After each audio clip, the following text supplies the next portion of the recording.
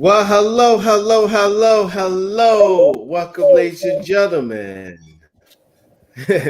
Welcome to another edition, to another installment of Hashtag Faith to Black. I am your host, Donnell Lamonte Morris, here with Ania Joe, aka Teach. How you doing, Teach? I'm fine. I'm fine. How are you?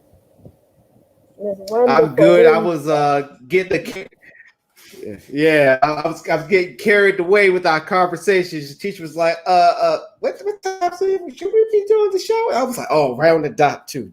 That's how great a conversation happens behind the scenes. But so today we're going to continue on our conversation that we was having on Monday on who should and shouldn't be sitting at the table. Basically, a representation. Who should be representing us and our agenda. But y'all already know how it goes. We have the opening statements. Last time I opened it up.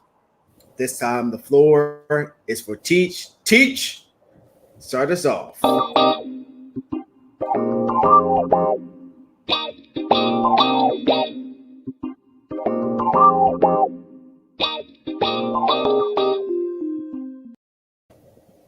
Good evening, everyone. How are you?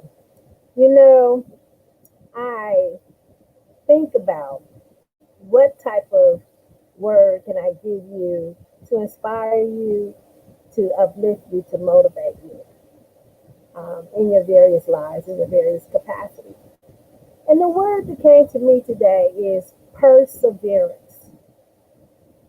Being able to persevere despite the obstacles that may present themselves before you. You know, when we're children, we're quick to say, I can't do that.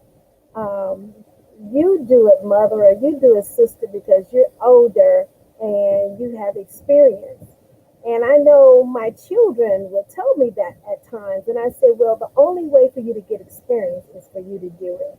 So I'm not going to do it for you. I'm going to encourage you to do it yourself. And that builds confidence in the person and pushing them to persevere through their particular trial, tribulation, new experience. It's important that we learn how to stand on our own feet, stand in our own skills, stand in our own gift, stand in our own talent. It's easy to say, I can't. It's easy to say, oh, that person has experience and they can do it better. But when and how will you have the experience except that you do it? So I won't belabor my point, but I want you to think about perseverance. And sometimes we're taught that at the end of the rainbow is a pot of gold. Well, life teaches you that you can persevere. And you may not have the expected outcome, but you'll find that that experience is actually preparing you for another experience that might, in fact, indeed, you come into that pot of gold. So, ladies and gentlemen, don't give up on your skills. Don't give up on yourself. Be true to yourself and tell yourself that I can try. And as you try, you will modify how you would do it the next time to be successful. Ladies and gentlemen, persevere that you may find your pot of gold, or at least wisdom, wit, and know how to do it better the second go round.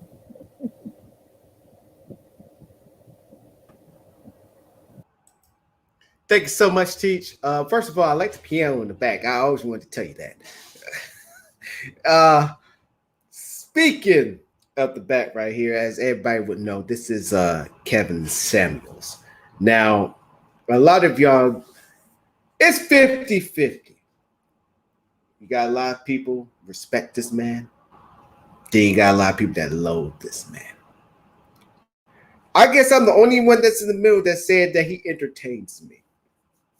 Kevin Samuels, to me, is like he's that comedic relief. He's that one guy on the team that is arrogant to the point where it's just like you just gotta sit back and you just. I'm sorry, I sound like one of the peanut gallery. I'm just waiting for him just to slip up and mess up. But he's so good at his job where you just be entertained to what he's going to say next. And my thing is for all of these women that call into the show,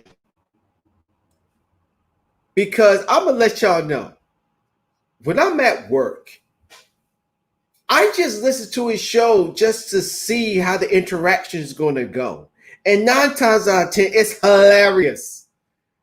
It's hilarious because now, when I was listening to the shows, like the first time hearing about Kevin Samuels, when I would hear a couple of his shows, I would be like, "Damn, man! I mean, like, calm down. How you getting at these women? Like, you got some that are for themselves. You got many of them that's on the ego trip, and yes, they do need to be knocked down to earth. I get that, but how you come at them, that's the issue." But now that I watch and knowing that these women knowing what they get themselves into, that's the part that at first it was confusing to me, but then I was like, hell, if they're gonna go on his show to make themselves look stupid, I'm gonna sit back and I'm gonna be entertained and just listen. Now, I'm not saying that I'm a Kevin Samuels fan. I'm not saying that I'm a fan of his content. I just listen to it for the comedic relief because I don't know why y'all put yourselves through this mess. It's like white people in scary movies. They will always go to where the dangers is. Where the black folks are like, nah, F that, we out. That's why I see these women when they're calling in on the show to talk to this man, knowing that he's just going to be raw with it and just don't care. Now, I'm not saying that I agree or disagree with the things that he say. It's just a simple fact that y'all choose to still call into the show. Why? Because y'all the same ones that will come back, go on another platform that treats you nice, and you should just say, well, Kevin Samuels is this and Kevin Samuels is that. And any good host would ask the first question, why would you go on his show knowing that he would do that? So if you respect this man or loathe this man, no matter the side of the spectrum, guess what? You're going to tune in. You're going to tune in to either brush up on some game or you're going to tune in to just fuel your hate even more. For me, I think I'm one of a select few that is in between this that's entertained. But ladies, because y'all use both sides of your brain. Men, it take time for us to use the other side of our brain. I can admit that. But use your whole brain before calling in, knowing what you are in for. I don't care if you're the most educated, the most richest, the most sexiest, most brightest female you think you are.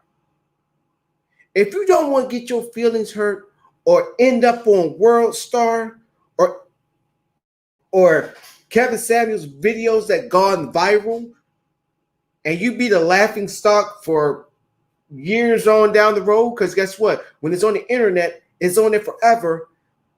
Don't do it to yourself. Just don't. Because that's going to be more entertainment for me just to laugh at your ass and just be like, why? Because any smart person with a little bit of common sense know not to put themselves out there on Jump Street. Knowing of a man like this one who just don't care. It's like trying to con a con man. And you know how that ends up. And with that, let's go and jump into the show. And we will be right back, Jax.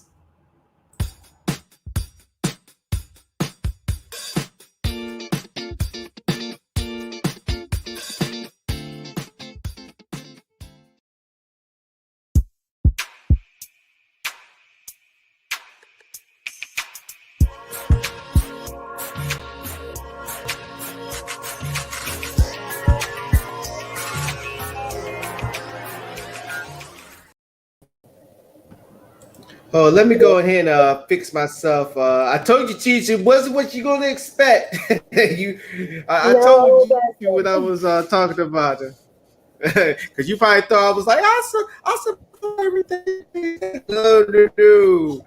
I just watched Red Taylor. I just don't understand why women would still call on that show, thinking that they will outwit this man or thinking that they go get over on him.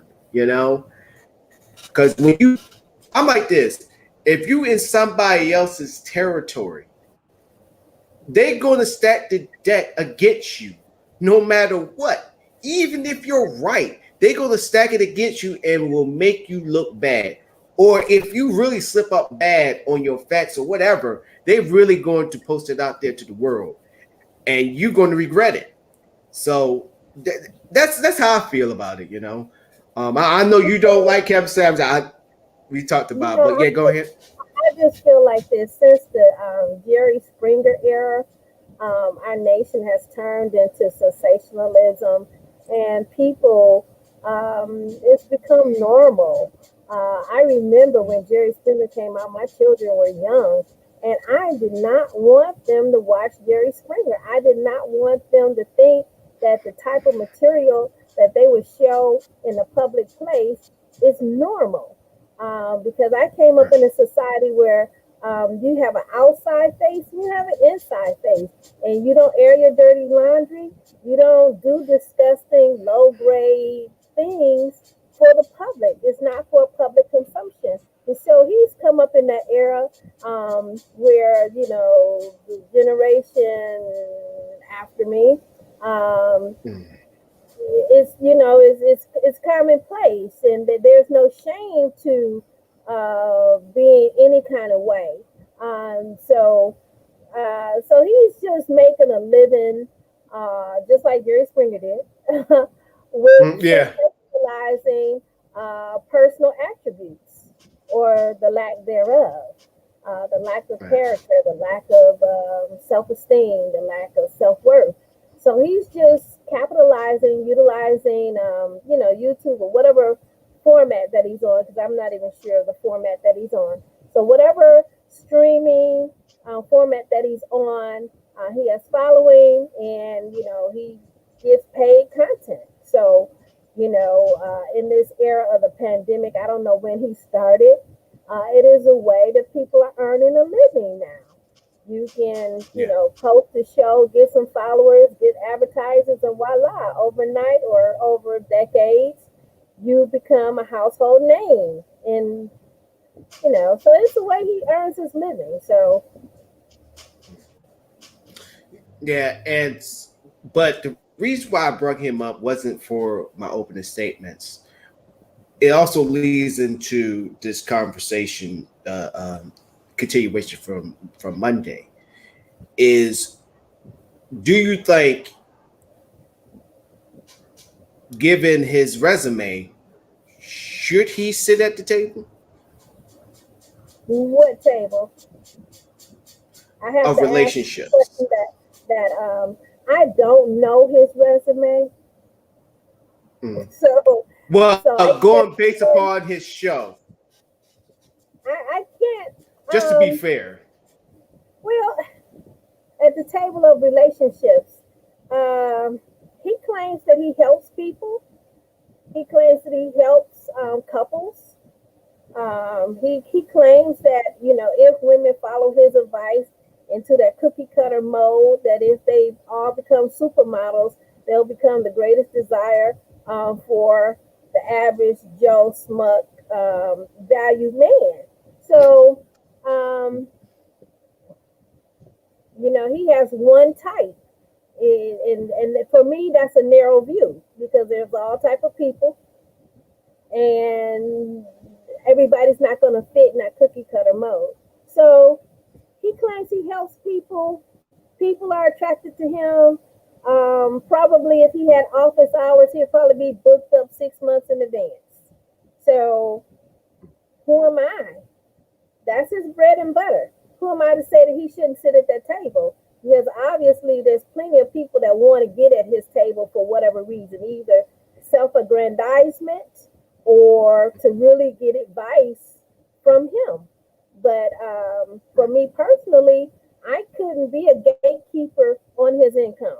I couldn't be a gatekeeper on the way that he earns a living. That's not my place in any form or fashion to say. It's just funny because now it gets into that other conversation because many shows ago that word gatekeeper came up and it's been burdened as a bad word that you got a lot of black gatekeepers that's stopping other black folks that's actually in the trenches from getting to profits or actually getting the word out. Expand upon that, Teach, because we actually have conversations offline about gatekeeper. Do you think that word has just been used loosely to fit a narrative, or gatekeeping is something that needs to be more explained upon? I think gatekeeping is for the individuals that don't have the key to the gate. Um, Mm. and I'll explain it this way. Say that I'll use sports. Uh, you say you want to be a basketball player, but you never go practice. You say you want to be a basketball player, you don't even try out for the team. You say you want to go, to the NBA, but you didn't play in high school, you didn't play in college.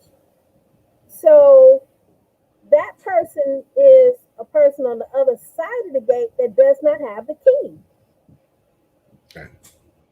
Because had that person been on the playground practicing the hoops, tried out for a team, got on the team, even if they got on second or third string, but practice, went to the games, talked to the coaches, won a couple of games, won a championship, go on to college, play college ball or whatever have you, the gate would be wide open for that person.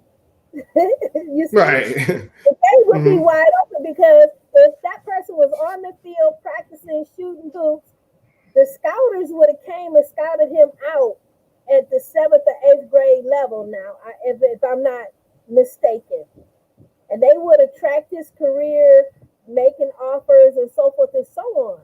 So for people that feel prohibited by the gate, they're not ready. They're just dreaming. They don't have anything that makes them shine where the light will come on them and others will come and open the door. If you have the skill, you will be placed where you're needed by this society. And I'll use this phrase: water seeks its own level, and people do Mm. too. And I'll couple that with a Bible verse where it says that your gift will make room for you and bring you before great men. It doesn't say your gift will make room for you and somebody you got to stand behind the gate and hope that it'll open up. It said your gift will make room Yeah. for you and bring you before great men. So what I'm saying is, and I learned this in my own experience. I have a Rolodex filled with people in high standing in business, Mm. culture, and the government. And one person, because of my reputation, they got my number from someone because he wanted to do what I did. And he wanted me to come on as a consultant. And I said, okay, what does your money look like? Because I cannot do this for free. Then he came up with another scheme, and I fell into it. He wanted me to hook him up, connect him with people in the industry. What he wanted specifically, and this is when everything fell apart, he wanted specifically the budget for doing a festival. Remember, that's what I used to do. And I'm currently in contact with people who put on some of the biggest festivals around the world. Now, this is what I did. I said, well, what I can do is this. I can connect you with this particular person. He is the director general, and his festival brings in over 150,000 people. He brings in A-list entertainment.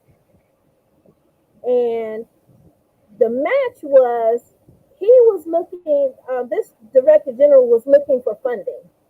And this man claimed he had funding. Actually a crowd fund, and they were looking for organizations to invest in. So I bought it. So I decided to match the two. I knew he was looking for money, and I knew he was looking for an organization to put the money into. And so I told him, I said, this man speaks English, but his primary language is French. And on the app that we're going to use, I need you to download Google Translate.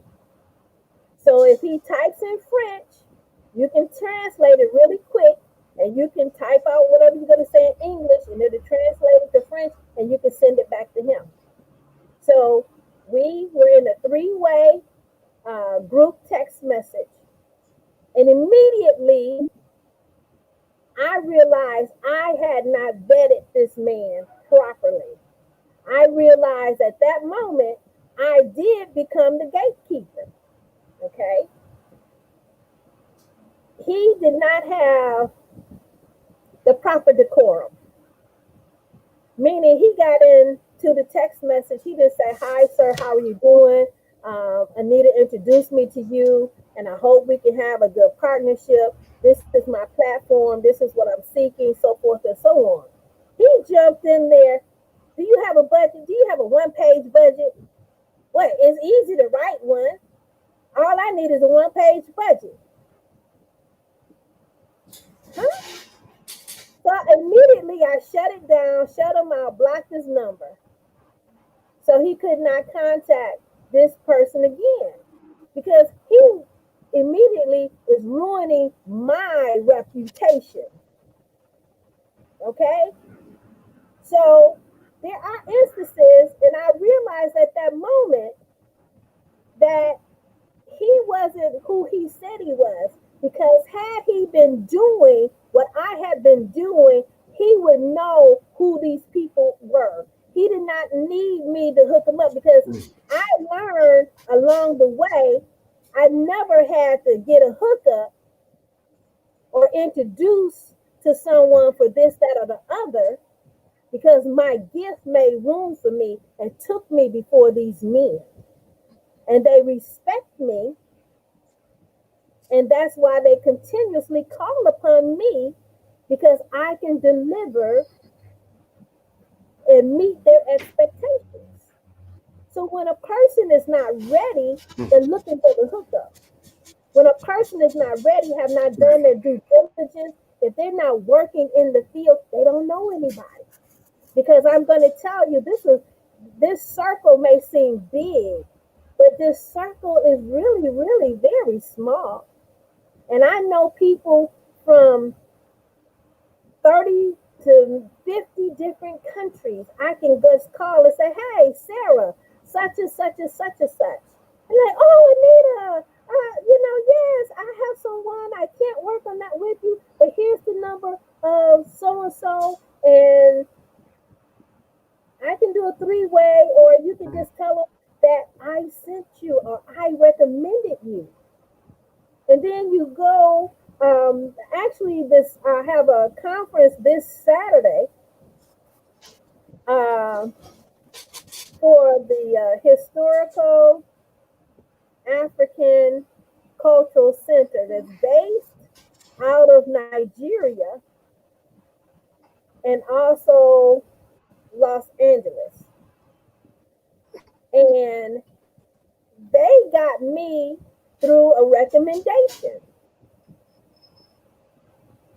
And what about, oh, because of that recommendation, I'm on the panel, but my reputation had preceded me.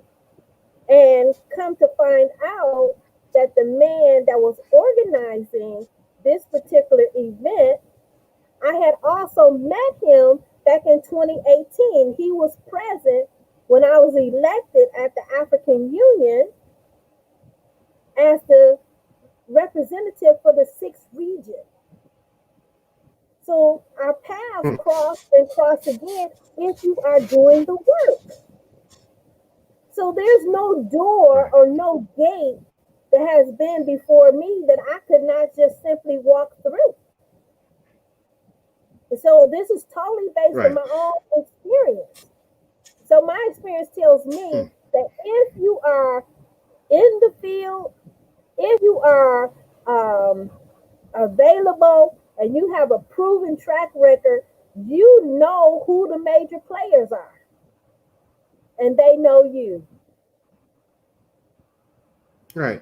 So, based upon hearing from your experience, because you got a lot of people, and you probably heard of them, that talk about people. I'm going to use Roland Martin, for example. Sorry, Mayo, had to mention my dog. How they say that he's a Democratic puppet. He's part of the Boule.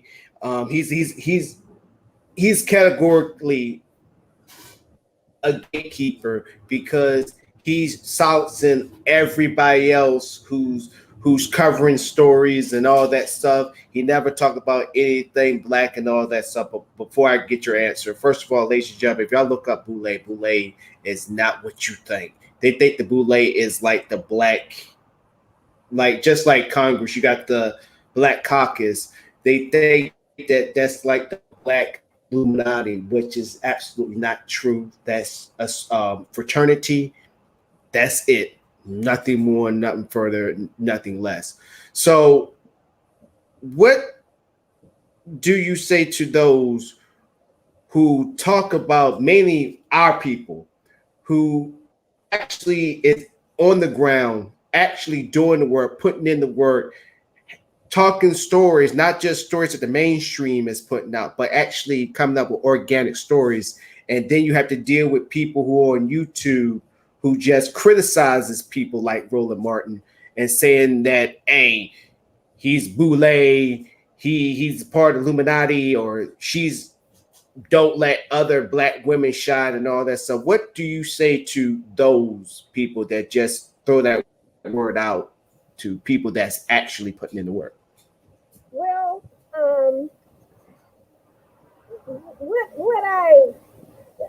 I gave this example the last show of a football stadium.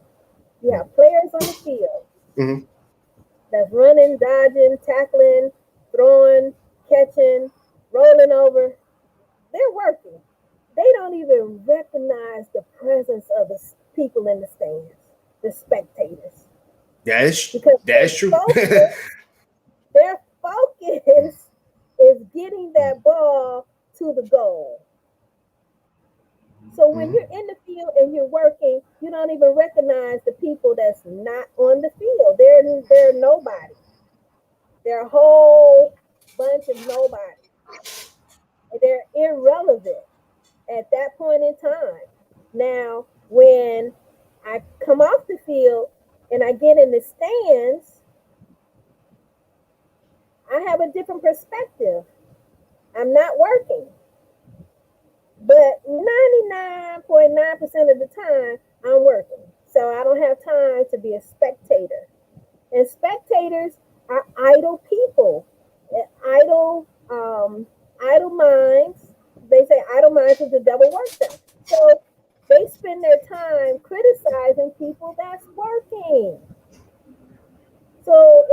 sense, I don't have anything to say about spectators because Hmm. um, they come to the game for the excitement. They come to the game to de-stress their life, to escape from their normal, regular life. Whereas the player on the field, that is their life, and they take it far more seriously. So for me, I mean, Yeah. me, if I was a gatekeeper, half of all these shows would not even be allowed to be on the air. So I'm very. I seen this one young man. Um, he was just in his element. He just woke up. He had on a pair of tidy whities, no shirt, and he in his kitchen and he's Oh cooking boy. and he's saying, whatever he's saying. And I look, how many viewers? How many followers? What? So, but Mm-hmm. I may be stuck in the era in which I was raised. That's inappropriately dressed. So, no matter what his message was, he may have had a dynamic message, but my upbringing just shut all that out. He was not worthy to speak to me. And you may say that's boule or bourgeois, Mm-hmm. but Part of the to my Illuminati. but for me, he was inappropriate. But for his age group, that was cool. That's that Jerry Springer. They was brought up to say, that type of behavior is normal. So for me, what I have seen is the erosion of class. The erosion of class within the Black community. We used to have a different class of people. Now everybody just ghetto and it's just acceptable. Mm-hmm.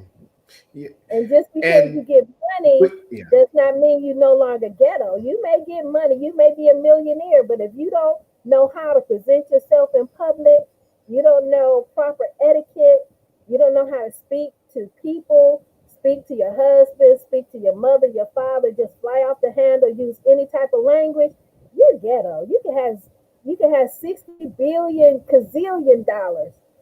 But if you don't know how to properly show yourself, you ghetto. You don't have any class. You just got money, and that's a big difference. Right. And see, the reason why I asked that question, and I'm happy that you answered it that way, is because this is a problem that we have in our community where we do have people that's out in the field that's giving us accurate information, but some of us, like when you was asking me questions on Monday about, when I was saying, my mom always taught me to, respect people and all that. You asked me the question like, you know, what your mom is teaching pertaining to the outside world. My thing is,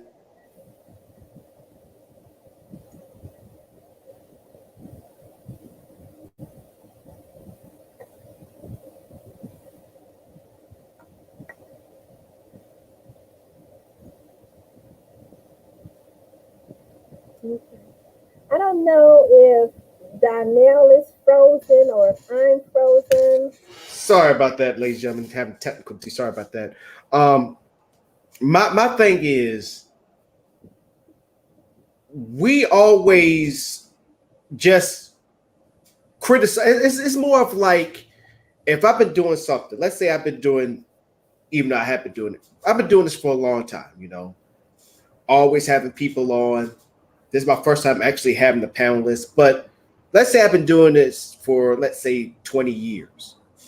But let's say Beast Johnson basically used the same formula I have been using, but it's working for him. But I'm over here getting mad and bitter because, oh, I've been doing it for 20 years and he just jumped my style, and y'all liking his stuff. He ain't nothing but this, he ain't nothing but that. And then we got activists that's actually in the field, actually putting in the work and try to make things happen, and they get criticized. and sitting there like for I'm gonna use Black Lives Matter. I'm gonna use that where they saying, well, you got $90 million. Where's that $90 million going? When they actually said that I won't say majority of that money because they still got $60 million left. $30 million have went down to their chapters in every state. That also goes down to other Black organizations within that community too, as well. And it's like, what more do you want? You know, y'all not critical, and then they put the energies to the wrong people, like Umar Johnson. People is giving Umar Johnson a pass almost every single day. And this man, for going on 8 years now, haven't got the first. Always, he already got the school, but haven't started his first semester ever. For 8 years, Right. It took LeBron James. I guarantee it was something that he was working on for a while. I give LeBron James the benefit of the doubt. Let's say when he first came back to the Cavaliers, and it was something that was in the works. I would say 2 or 3 years. He got his own school built up, even though he worked alongside the public, the public school boards of Akron. So that actually helped expedite the process for him getting to school. But Umar Johnson probably didn't want to work within the school system because he wanted to be his own curriculum, his way, which I can understand. But go ahead, teacher. The difference between Umar Johnson and LeBron James is LeBron James had the capital. He had the investors behind him to make a plan to execute it. Umar Johnson, because of the time that he's taking, he wants to start from the top. He wanted to start like a LeBron James, start with a school and uniforms and all that kind of stuff. Because he's a much smaller figure, he could have started in the basement of somebody's church, or he could have started and he could have had a graduating class by now. Right. If he wanted to start small. But he didn't want to, that's not his vision. His vision is to have his school and then open up and have his great grand opening, blah, blah, blah. But so where he started at is where he wants to start is dictating how he will start. And that's really all I want to say on that one, because I don't know his vision. I don't know his plan, but we can see, with critical eyes how it could have been done differently. But, but it just really comes down to when you talk about building a school, when the slaves were enslaved Africans were granted their freedom, you had people like Booker T. Washington who actually went down into the South and built schoolhouses. So the students would have a place to learn. Then you have people like W.E.B. Du Bois who went to people's houses and they sat up under trees and learned, because learning was important. The importance was, okay, we can read, it's no longer against the law. We have teachers. They recruited teachers from the North to come down into the South. And the people will open up their homes and allow them to live in their home and provide them with food and shelter in exchange for teaching. They didn't get paid a salary because there was no money to give. Okay? So when you have the emphasis on learning, you have a different result. Then when you have an emphasis on looking good and being big and having a stellar academy, you see? So these people went, recruited. W.B. Du Bois, if you ever read his memoirs, he'll tell you how he went and sometimes he slept up under that tree. Oh, sorry about that, ladies and gentlemen. Hopefully Teach get back in. Maybe she was speaking too much truth. But we're going to take a commercial break, and that she will pop right back in. We'll be right back.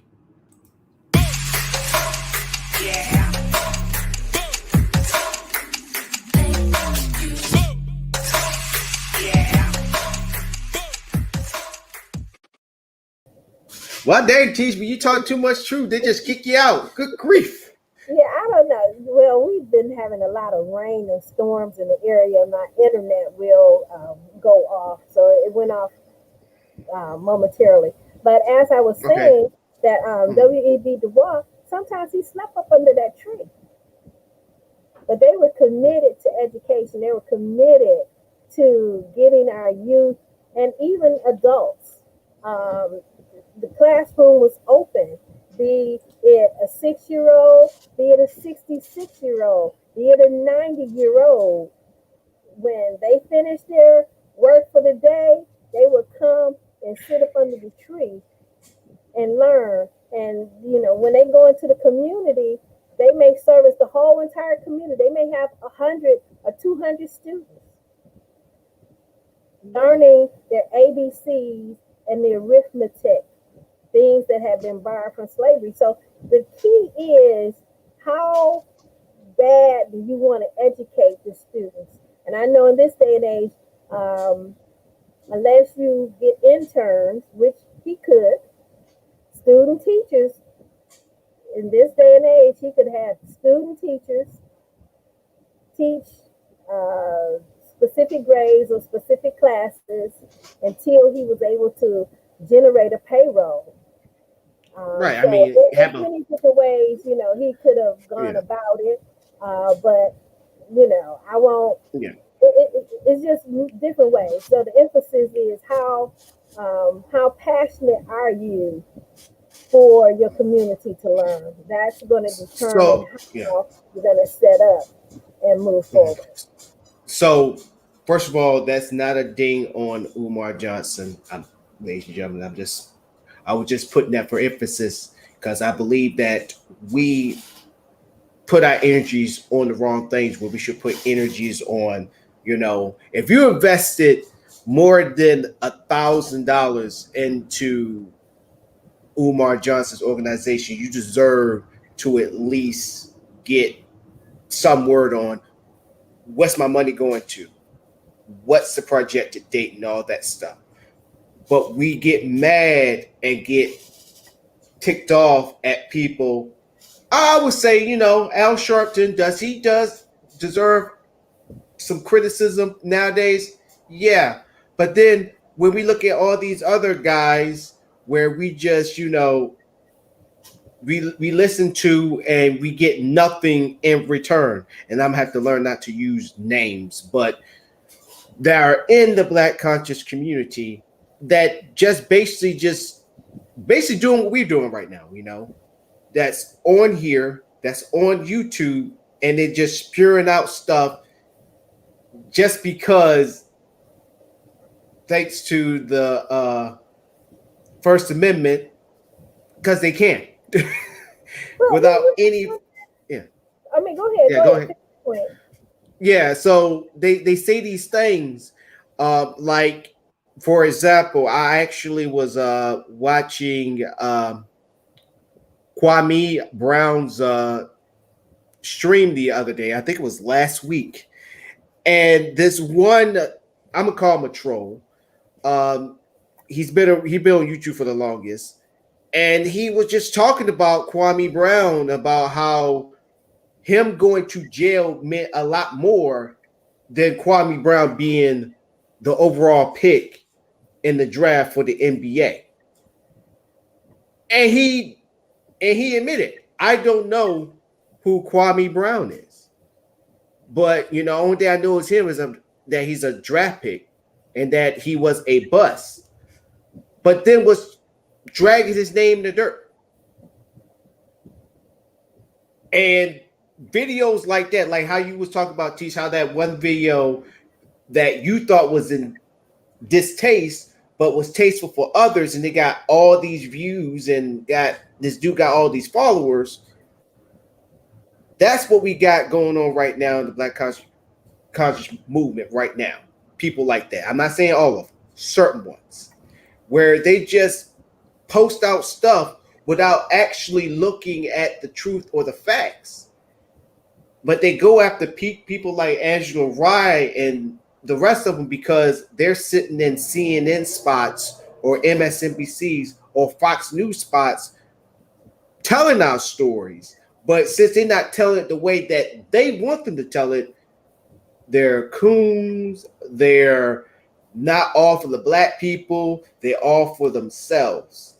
And I'm like this. I think on this show, all of us, everybody on the panel, we keep the same energy. So if we're going to get at, let's say, Angela Rye, we should have that same energy if we're going after, let's say, I'm gonna use a name like a Ben X.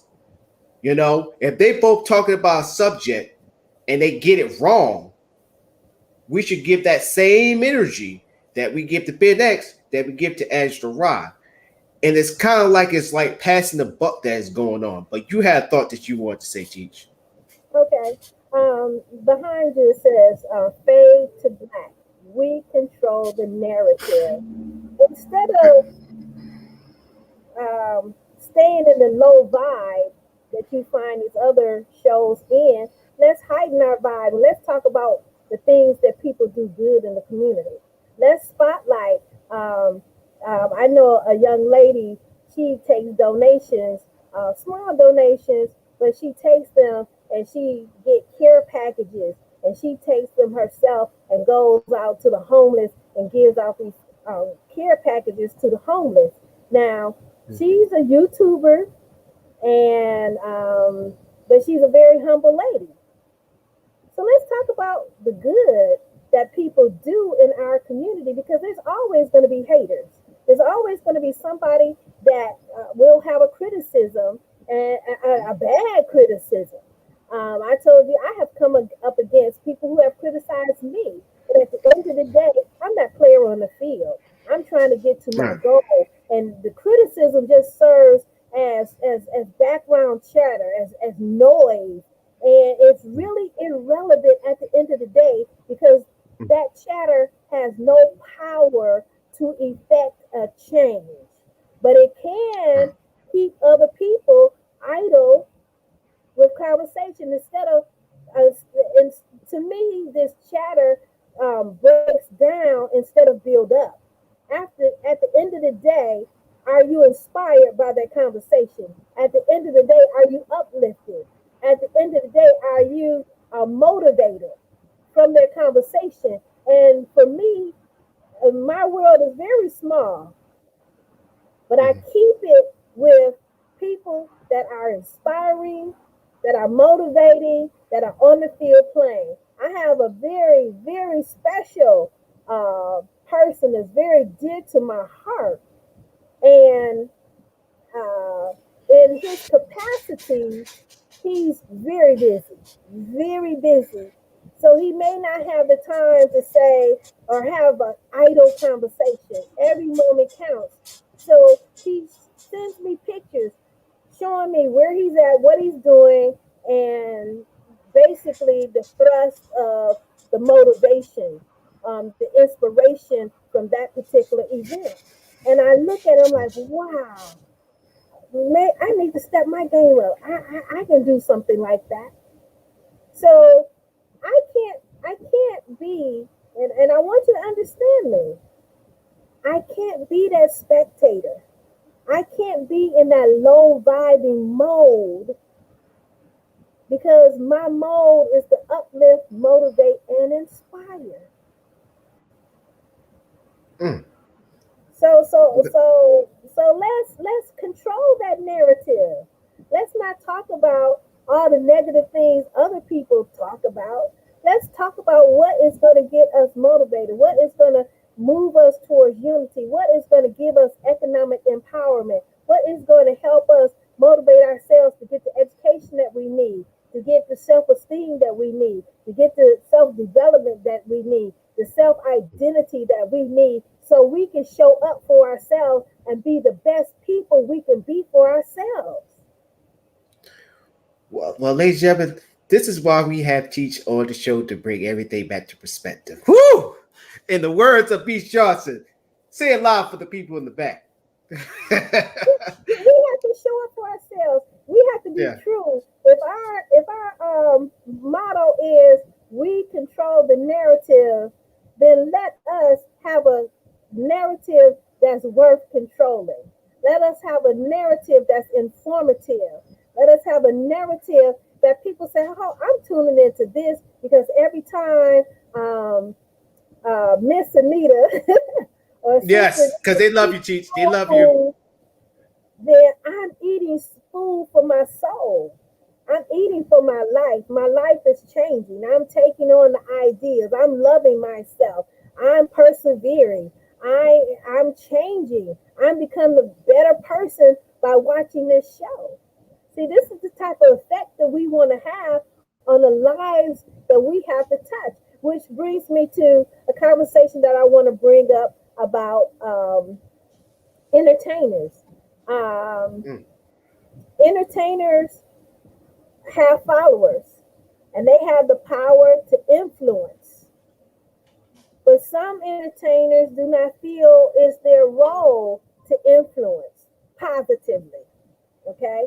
And when I say positively versus negatively, they feel that, if they don't take a position on a particular issue, it is their personal right, and it is.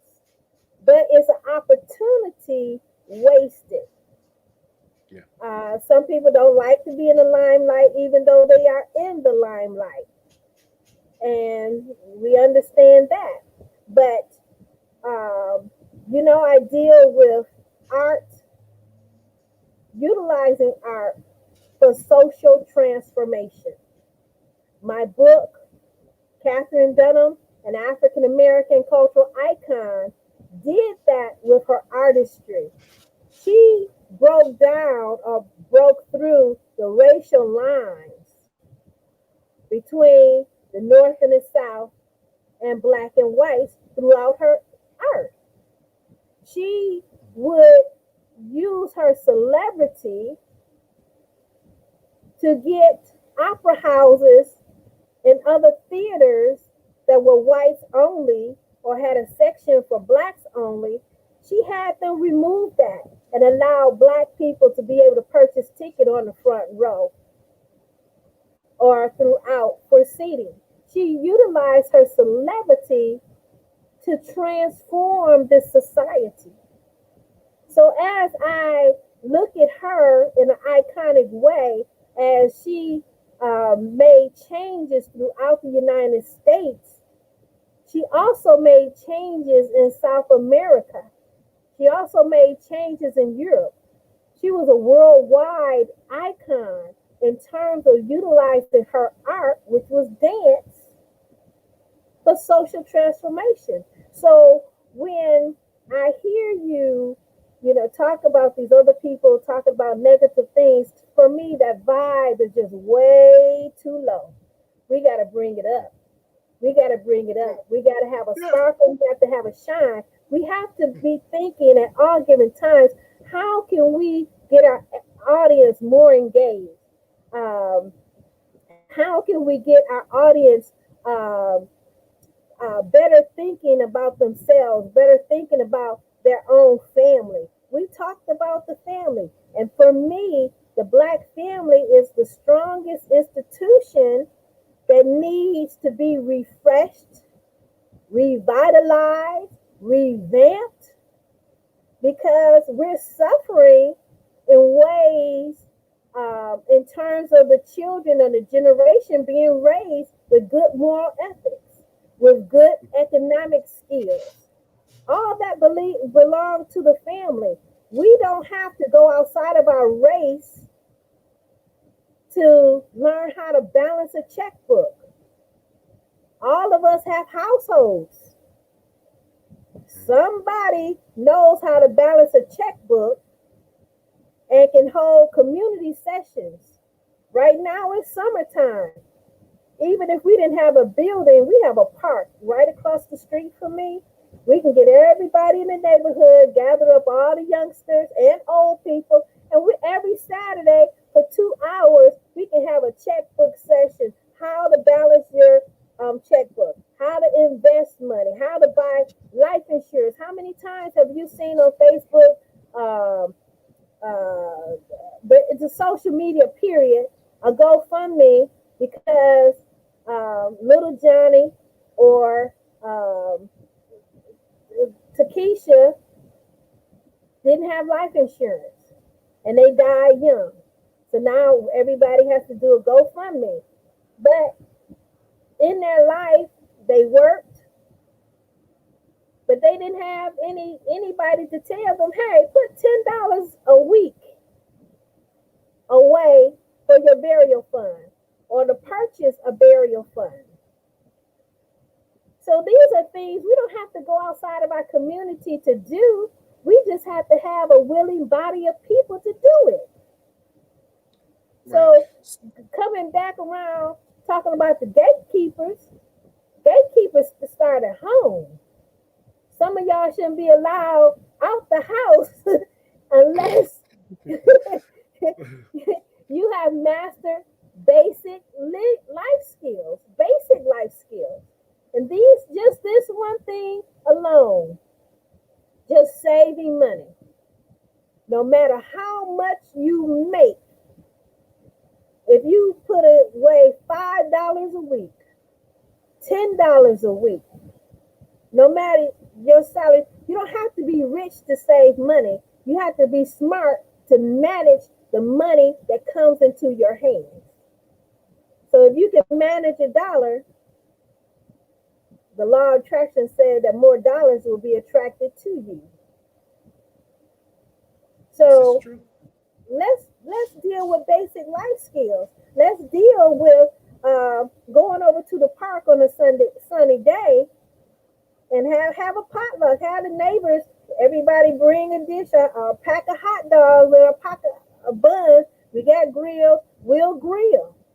So it won't be too much of a burden on any one person, but we're going to disseminate this knowledge in our community. We're going to take our community back one household at a time. And that's why I was about to just hearing what you was talking about. It seems like if we could start, first of all, the household first, the Black family. I mean, this could be an agenda that doesn't even concern government or concern the state government. That if we can start, first of all, with the Black family, with what goes on behind the household, because I remember a show you was talking about politics starts at the table. What we talk about at the table. And then once that structure is strong, then you can go out into the community, be like, okay, what is our agendas? What is our plans? What are we falling short on? Which goes back to, those classes on how to balance a checkbook. Then it could just go off from there, like from checkbook, or bring somebody in how to run a business. It should not always be about, about the after school programs of like how they football, how to play soccer and all that stuff. It should be, or choir practice. Come on, Teach, you remember choir practice now. It should be more of the longevity of the community. It could be like here, they actually got free karate classes. Like I was actually, one of them wanted me to volunteer to be one of the instructors here, but I couldn't because it rained that day. To have programs like that, and I believe communities. I think one argument that I keep hearing is like we need to stop, reaching out to the government for help all the time, which in a way I believe, but if we already got something in place where we can be self-sustaining, we be not only just educated in the schools, but also educated in helping our community to grow stronger, not only just with the infrastructure, but also in our own homes where we can pass down this generational wealth to our family, then I could be like, okay, I understand what you're saying.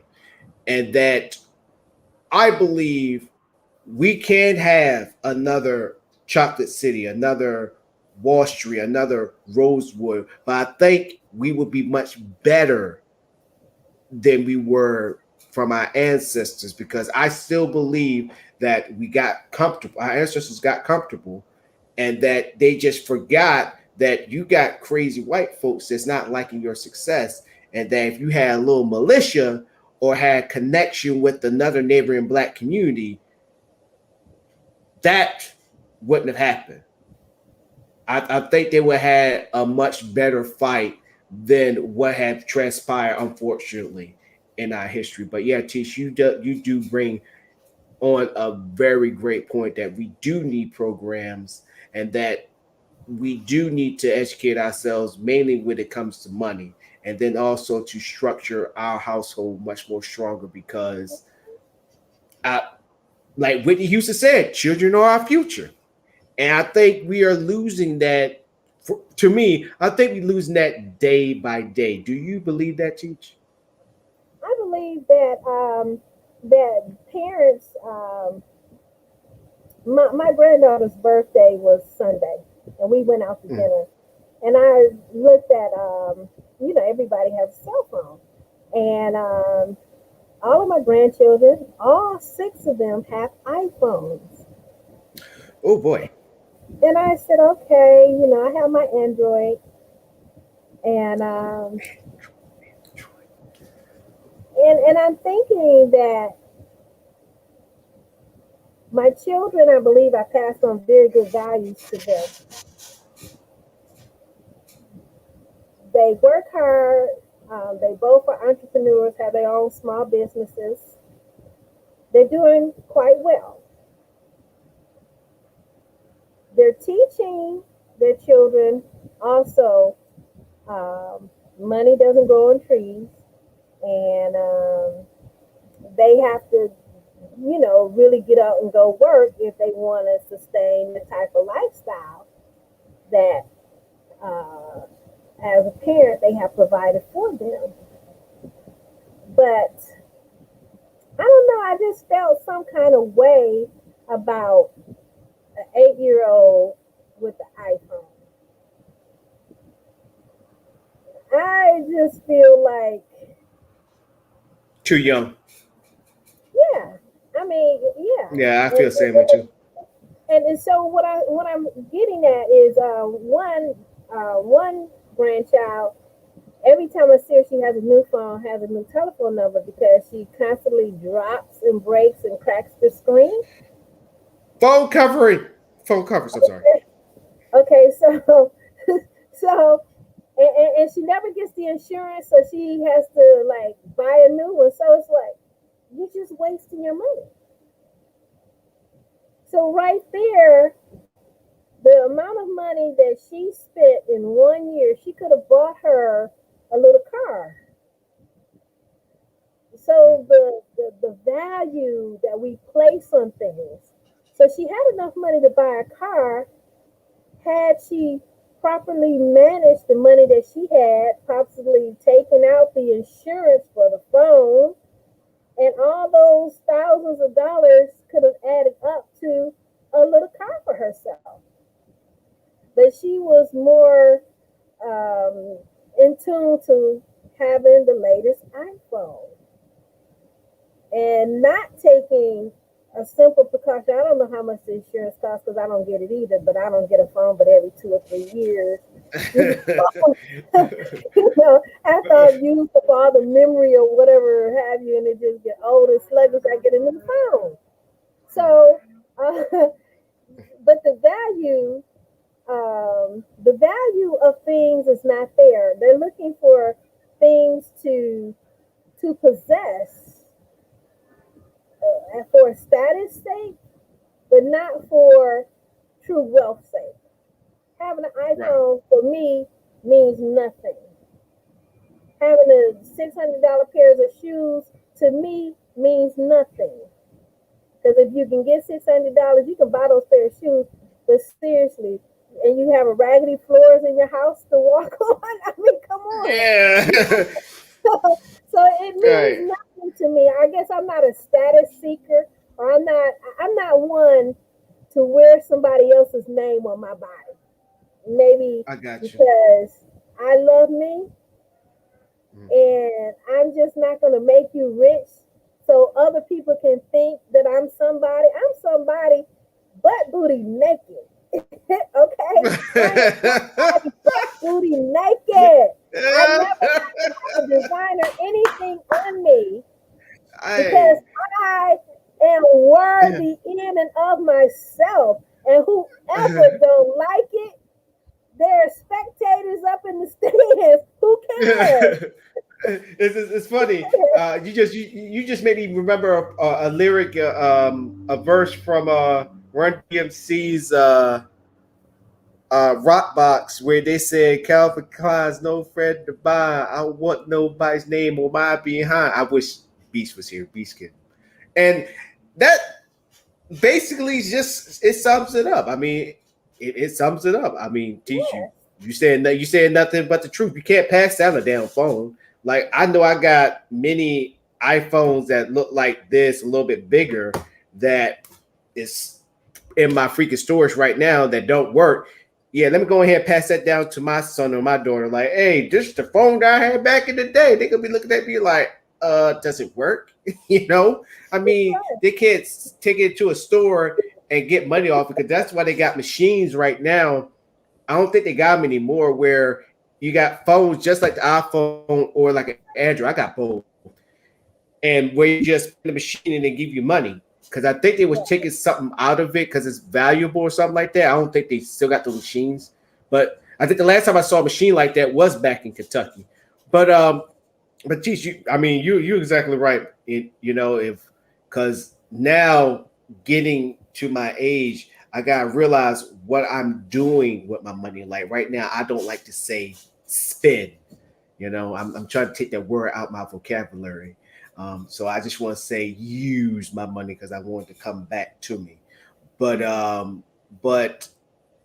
the exact things that you said, it took me to understand whatever I'm buying when it comes to groceries. Because one thing my mom always told me, don't eat it like it's going out of style. I love Hot Pockets. I would tear up a whole pack probably in a day if I wanted to. But you have to have food that's going to last. So obviously bread, milk, 3 boxes of cereal, PB and J. I like the ones where it swirls where it's together. You know, bag of chips, Kool Aid, um, noodles. Because noodles basically when you barely have anything, you haven't went grocery shopping yet. So go to the Dollar because Dollar Tree. I'm telling you, I don't care what anybody says. In Kentucky, it was Dollar General was my friend. Here, Dollar Tree is my friend. I go there and I will stock up on a dollar stuff. Like, think I won't. I will tear up on some freaking like new because they got the 5-pack for $1. Kool-Aid packets, $1. I mean, ladies, and then also if you got sweet tooth, even though they got the small little 10 pieces of candy bags, get 10 of those. $1. Come on. Y'all know who y'all are. And also, if you about to have like a barbecue or a little cookout, they got the freaking like the aluminum foil things where you use to cook turkeys and all that stuff. $1. Think I Yes, won't. Yep. yes, Mm-hmm. Yep. Sure did. $1. I'm not even gonna lie to you. So I get things that are, I always think about how long would this last me? Is it gonna last me for a month? Or even when you're getting gas, sometimes this may sound crazy. There are some times when I'm knock on wood, when I'm kind of stingy with my money, I'm like, I'm going to fill up, even if it's a little off the F.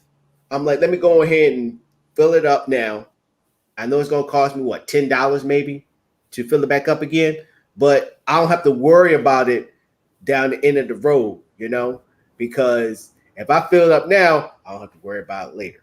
Because a lot of us, we wait till we get half a tank or wait till we almost on freaking E, and then we won't have enough money to fill up the tank. So I'm like, let me just be proactive and think ahead, so I don't have to worry about it later.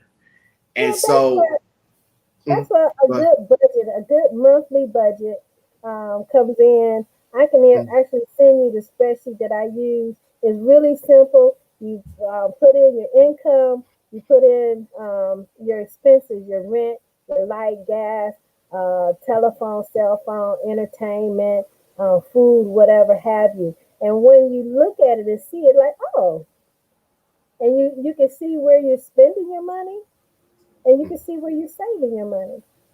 And mhm, like for me, I have a budget for gas, and I'm always well since this pandemic.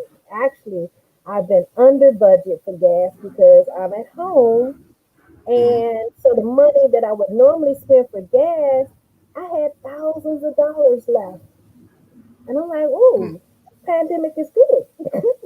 Right. And teach, you know what? You actually gave me a real good idea. You know, we do come to solutions, but also we come up with great ideas too. For anybody who's watching this right now, for all the things that we're talking about to help uplift our people, if you got expertise in budgeting, who also we're about to have, we were supposed to have them today, but we actually rescheduled black business owners. So I'm gonna come up with questions so they can help us on how they budget, what they do in their business, not only in their business but also in their daily life. But if you have an expertise in budgeting, we would love to have you on this show. And then also with behavioral health, because mental health is becoming an issue nowadays. I actually did a show on it yesterday. If you have the expertise in that, if you got expertise in things that us as a people are having issue with, we want to have you on this show. I'm happy that Teach brought that up. So we can talk about the solution, but I think it's time for us to actually take it a step further to actually have them on the show. Ask questions and also offer the link to anybody who wants to come on the show and want to have their questions asked. Teacher, you think that sounds like a great idea? Yeah, that's an awesome idea. Mm-hmm. I So was yeah, I'm trying yeah. I was trying to pull up a budget that you can put up on the screen. Okay. Um, like I said, it's a very easy, easy budget. And while she's doing that, we're gonna go to run some commercials, pay some bills, getting paid bills. um, so let's go ahead and let's pay those bills. We will be right back.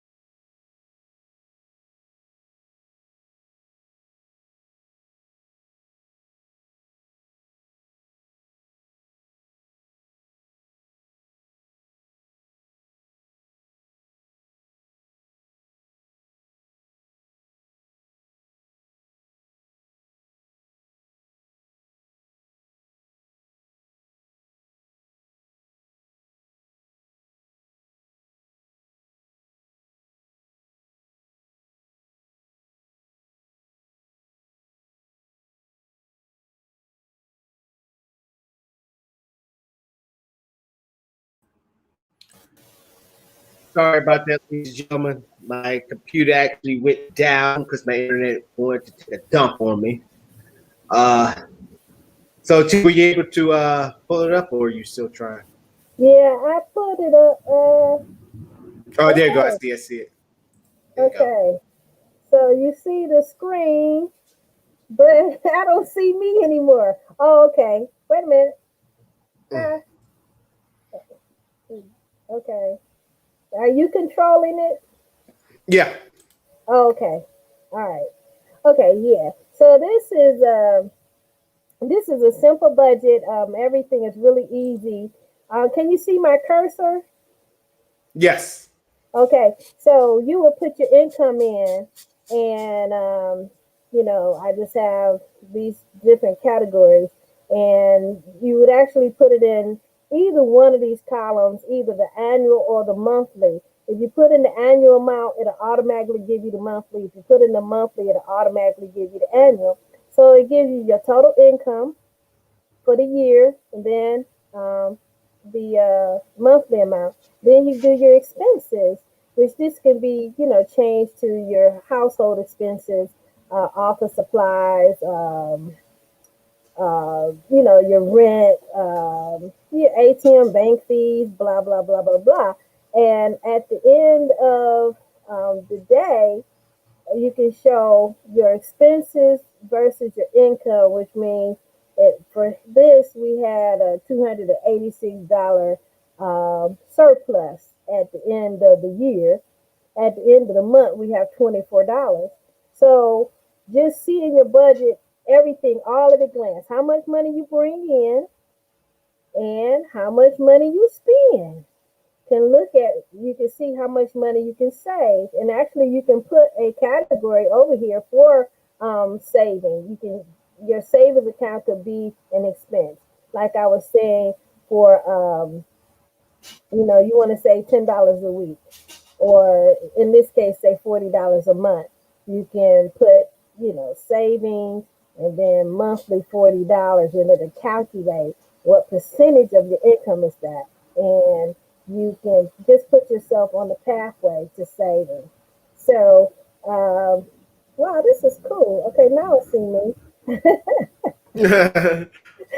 So it's just this for me is just simple. You just change the categories that you want, put in the dollar amounts, and voila, at a glance, you can see where you're at in terms of your budget and your spending. Got And you. I think that helps people understand the income and understand what they can do with it, because a lot of times, say, oh, I can't do that. But if you're spending, like, say, you're a bachelor, you're spending $25 a night, um, or $25, $30 a day, eating out breakfast, lunch, and dinner. Okay, that's Mm. 250, what, $300 a week, $1,200 a month. But if you would go to the market and for $60, Right. buy Cook.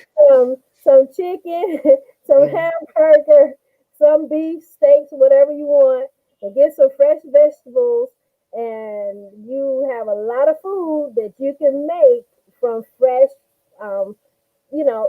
So eating in, going to the grocery store at $60 a week versus $300 a week eating out, you can save $1,200 a month just right off the rip.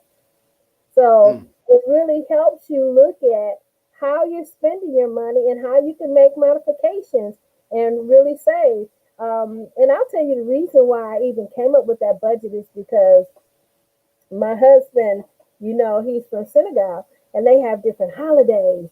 And every holiday they have to spend so much money. So I asked him, well, how much money do you normally spend on this holiday? He said about $1,000. I said, oh, so this is what we're gonna do. You're gonna save $100 a month. Mm. So when we come to this holiday, you can just pull it out of that savings for that event. You don't have to take it out of the household budget. You don't have to take it, away from anything else. but you're going to dedicate throughout the year $80 to $100 a month. So when you come up to this holiday, you have the money, and I Right. won't be mad. Hey, Teach, thank you for that. Thank you for that. But yeah, I encourage uh more, people who got any expertise that is a downfall and a hindrance to our community. I encourage you to come on the show. And then also, if it's something that we have not covered or talked about that you want us to talk about, please let us know. Just like the Superway story, Olympics, you thought I forgot, huh? Let him swim. Let him represent Guinea-Bissau. I still stand by my conspiracy theories on why y'all not letting him compete. This man needs to compete. I'm happy that he's already talking to the international media. Um, I don't think American media is like the end all be all, but it's a shame that they're not covering it. They need to cover this blatant. You is I don't should I is it close to being racist? Is it supposed to be racism because Guinea-Bissau is an African country that people barely even know anything about, and that if this man competes and actually wins something, he's uplifting this, revolutionizing this country, or is it just me?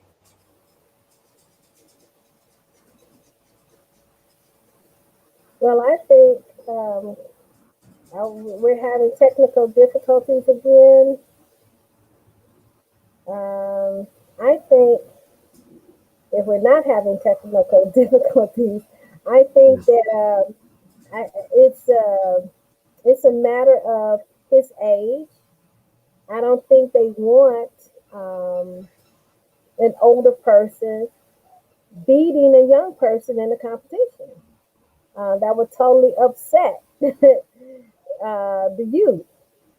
That's one issue. And then I think the fact that he is swimming for another country, that's a slap in the face to America. Which, if it was reversed, it'd be a welcome Mm-hmm. addition. So that that's the double standard that this nation like it tend to carry. So I'm spinning out. So my internet seems to be okay, but I don't know. So yes, I know his hearing is supposed to be heard soon. I don't know when, and I still haven't been able to pinpoint when is the actual date for the trial for the swim meet. Well, shoot, that's going to be something that we all going to. I'm definitely going to look it up because I think it's a damn shame that this man is not representing this country. Like I said, I still stand by the conspiracy theories teach. I really do because I think they don't want somebody to revolutionize that country, uplift that country. That now they're the focus point on. Oh snap! Now they got the swimmers. All thanks to Sleepaway. So I'm putting Superway in a very historic position as he should be. I mean, he's Yeah, right. He's the only one representing the swim team. He's basically the Guinea-Bissau swim team.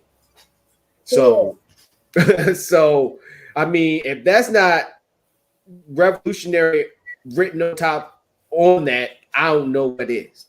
So, hopefully the hearing goes as planned, and that they're like, let's let this man compete. I want them to to appeal this decision, and I want them to appeal it in the mindset of, oh, this old man's gonna get smoked.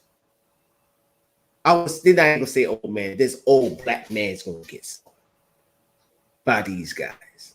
And I want them to do it on that premise so Sleepaway can compete and just rub it in their faces, and that they have to have a representative go shake his hand, and while Sleepaway smile, and they have to put either the gold, bronze, or silver on him, and Sleepaway just smile at them and just making that look. And you know, look, I'm talking about, Teach. You know that look. That look of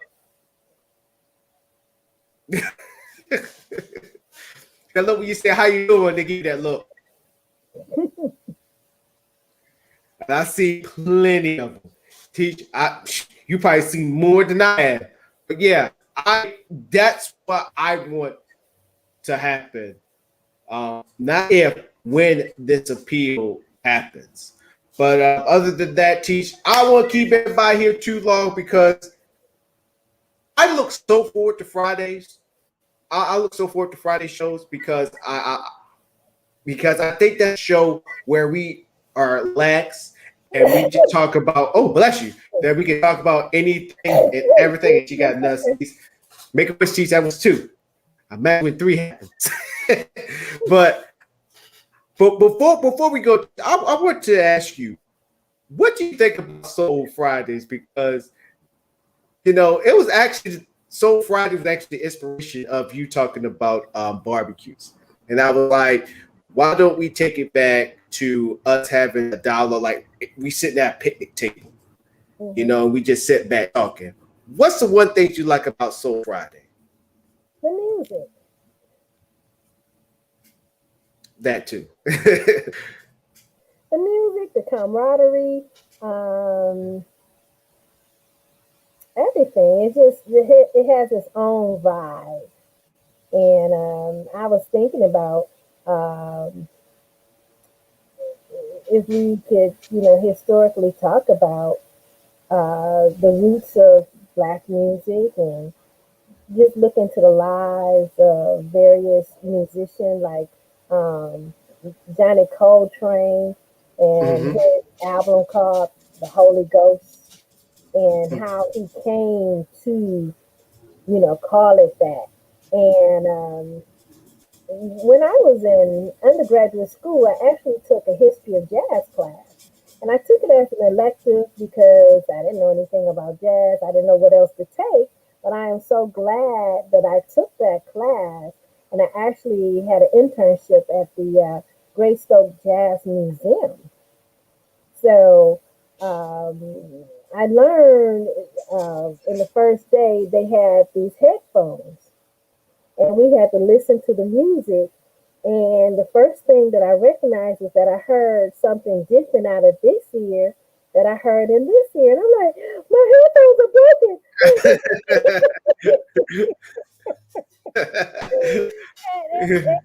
It was just an awesome experience to listen to jazz that way. And I started listening with a different ear after that point. And of course, I like the older jazz musicians, and now I'm into the smooth jazz. And that's the reason why I don't like today's music, because it's all beats and electronic. I like to hear the piano. I like to hear the saxophone. I like to hear the violin. I like to recognize all of the various instruments that's being played, the cymbals. I like to hear all of that and to be able to identify all of those instruments and how they each are different, but they flow together in such melody and harmony to make such awesome music. So if we can highlight, people like Dizzy Gillespie and John Coltrane, Charlie Parker, Ornette Coleman, and some of the newer people, even Gerald Damien, jazz violinist, Najee. I actually listen. I think I got a song by Najee. I actually think I do. Yeah. Got on my playlist. And I didn't know I had such an impact on my kids because, whenever we took a road trip, I have my collection of music. And the other day, my son and I took a road trip, and he said, Mama, he said, put on Pieces of a Dream. I was like, yes. You know about that? Yes. So I pulled up one song. He said, no, that's not it. He said, I said, well, what song do you want? He said, I don't know. And then I kept testing. And then I finally came up with one, Mount Airy Groove. He said, that's the one. What's the one I like from Pieces of a Dream? I like what's one Night Dreams. I think it's called Night Dreams. And this is another one that I like. They did a remix with I think they did the remix to Sitting in the Grass. Oh god dang it. It's an old school song they did Twist 2. Where it's just I can dig it, she can dig it, he can dig it, she can dig it, he can dig it, dig it. Oh my god, I'm sorry. Dude, it goes do do do do do do do do do. Sitting in the grass field, sitting in. Oh my gosh, I'm sorry, y'all. I wish I got on my freaking list. But that's for other time. But Yeah, I actually seen them in concert. We went. Oh my God, I can't even say how many years ago it was. But we went to a concert, and it was in a Maker's Music Cafe. So it was a small gathering, maybe 200 people, whatever. But anyway, and I can't remember the guy's name, but he plays the, I don't know, guitar, keyboard. I don't know what you call it, but it looks like a guitar, but it's a keyboard. And he played that bad boy. He had me moving, and I was like, "Whoo! I need a cigarette. And I don't even smoke." So and I got autograph afterwards, and I've been hooked on Pieces of a Dream ever since. So I do one song I like of theirs. My guy I play was Night Vision. That's Night Visions. This is a song. Vision, yes. Night Visions. They did a rendition of Diana Ross Upside Down. She got that on a playlist, and then they did a rendition of Brandy Sitting in My Room, which is pretty. That's the undercover jam right there. That's that's undercover vibe, as they would say nowadays. Okay. I don't think I heard that one. I think you'll like it, Teach. Mm-hmm. You don't even have to like the Brandy song, the original, to like that version of it. So, but Teach, the reason why I asked you about what you feel about Soul Fridays, because I'm actually happy that I gave it that name, is that I want that to be you giving us history that we don't know nothing about, or even history we know about, but you take it deeper. So we don't want you to even put that in your segment. That should be the start of the show. I want to start doing that every Friday. Okay. That every Friday would start off with a history lesson that either we did not know to history that we thought we knew. But here you go. Because I want to keep that vibe of family. You know, like at a barbecue. You know, you will have that one elder, you got that one aunt or that one uncle that always tell a story that has been passed down from generation to generation. And I think nowadays we don't even do that no more. I don't even think we have barbecues the way that we used to have it, where you get all the kids, the young kids, to get around that aunt, that uncle, that grandpa, that grandma, and they tell stories. Mm-hmm. You know, and I think I was at the tail end of that generation where they actually did that. Unfortunately, we don't see that nowadays. So, geez, I want to bring that back on the show, and I think Friday is the best time to do it. And I'm thinking it would be an honor for you to do that, so you can get your expertise. So not only for us as a panel to be like, oh snap, you know, I never thought of that, but also for the people that watch the show, and that's gonna be the start.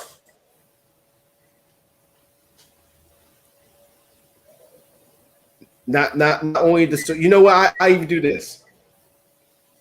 That would there will be no opening statements on Friday. It will be you about the history, and then we can talk from there. Okay. What you think about that? I think that's good, but not this Friday because I have a presentation to do Saturday. So, But yeah, that's going to be the format for Friday from now on.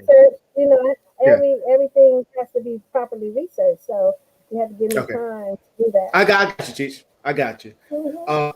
But other than that, we're gonna go ahead and let y'all all go. It's been a great show. Teach, once again, thank you so very, very much. You know how it is with me and you when we collabo. You know it's gonna be a great show. You know it's gonna be educational. I say educational. All right. So go out there, y'all enjoy y'all hump day. As for hold up. As for Anita Joe, aka Teach, and for myself down in Alamonte Most, thank y'all for tuning into the show. We will see you on Friday. And Teach inspired me to say this for all things she was talking about. Do us a favor, inspire somebody today. Inspire them. Because you Absolutely. never know. Because you never know. You can tell somebody at a McDonald's that's probably having a frustrating day and tell them that they're doing a good job. You never know. You could have just uplifted their day. Or never know. You could have saved their lives because they could have been going through probably a breakup, maybe a depression or a loss of a family. Just to hear things just like that make them want to live much more for their lives and the same for everybody else. Humanity is not lost, ladies and gentlemen. Inspire somebody today. And Yeah. just for you to make yourself feel good, just know that when you put out into the world, you surely will get back. And ladies and gentlemen, as me, Chris Morris, thank you for tuning in. Hashtag Fade to Black. We're out. See you on Friday. Have a good one. And thanks, Skyzone Society, for sponsoring the whole show. Thank you. And we're gone. Bye, y'all. Bye bye.